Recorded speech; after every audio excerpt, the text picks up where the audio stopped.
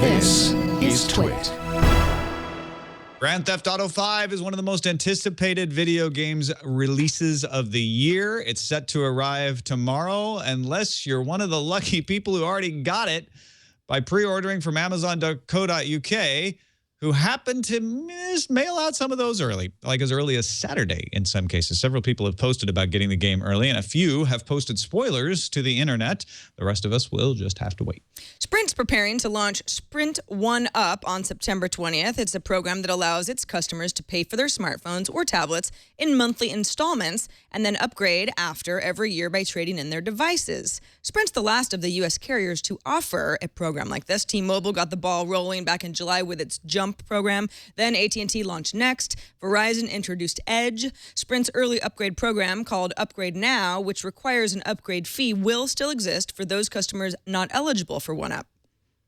Korea's Digital Times, not to be confused with Digitimes, different place, reports its sources say Samsung is already hard at work on a successor to the yet-to-be-released Galaxy Gear watch. Not much of a surprise that they're working on something, but they had some specs, too. The next Galaxy Gear would include GPS, improved battery life, and a support for a greater array of Android devices. What may surprise some is that Samsung is considering launching the next watch as early as CES in January or Mobile World Congress in February. That first Galaxy Gear is yet to be released in October. Apple and its carrier partners began accepting pre-orders last Friday for the iPhone 5C, but after its first weekend, unlike years past, Apple hasn't published a press release after the first weekend of pre-orders. Always did that before, with details on exactly how many people signed up for the new iPhone. Now, according to Apple's website, all 5 versions of the iPhone 5C are still available, though shipping times have slipped for certain colors past the original September 20th delivery day. Bloomberg reports that over in China, China Unicom, China's second largest carrier behind China Mobile, received more than 100,000 orders for the 5C. I just can't help reading it China Unicorn. Every time I have to make myself not say unicorn. It's hard. It's hard. Rdio is partnering up with the U.S.'s second largest owner of FM radio stations, Cumulus Media. In the deal, Cumulus gets a stake in Rdio's parent company, Pulsar Media, and then will sell ads for Rdio for a forthcoming free version of the Rdio service, as well as providing programming in the form of playlists and possibly some news and talk content. The latest update to the Explorer edition of Google Glass headgear no longer requires a tethering plan for smartphone data sharing. With the XE9 app loaded onto headsets, Google Glass can bypass both the smartphone's Bluetooth tethering settings and extra plan previously needed from some carriers. To match the change, the application's notification icon sports 2 little arrows to signify that info is flowing in. Inflow. Made that up. No word yet on if this change will make it to units that will eventually be available to the public.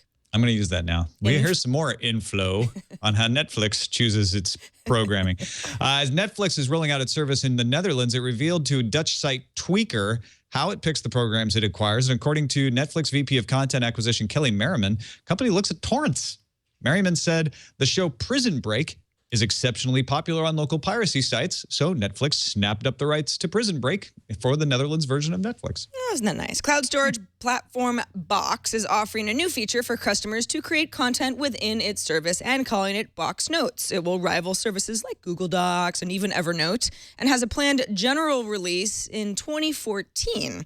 Some of Box Notes' features include real-time collaborative editing with your other team members, note heads, which tell you when somebody's working on a particular document, inline annotating, and commenting. Sailfish, the mobile OS made by the Nokia refugees at Yola, now has Android compatibility. Yola says it has Android apps like Instagram, WeChat, and Spotify running on Sailfish already. Sailfish is the descendant of Amigo. That was the former joint project of Intel and Nokia. A second round of pre-orders for the first Sailfish device will open up to Fins first later this week. A new Linux kernel development report shows Samsung and Google as the 7th and 8th most frequent corporate contributors to the open source kernel that powers operating systems from mobile devices to desktops and servers. They rank behind Red Hat, Intel, Texas Instruments, Linaro, SUSE, S-U-S-E, and IBM. SUSE. The report covers almost 92,000 changes to Linux from 3,738 individuals since version 3.3 in March 2012.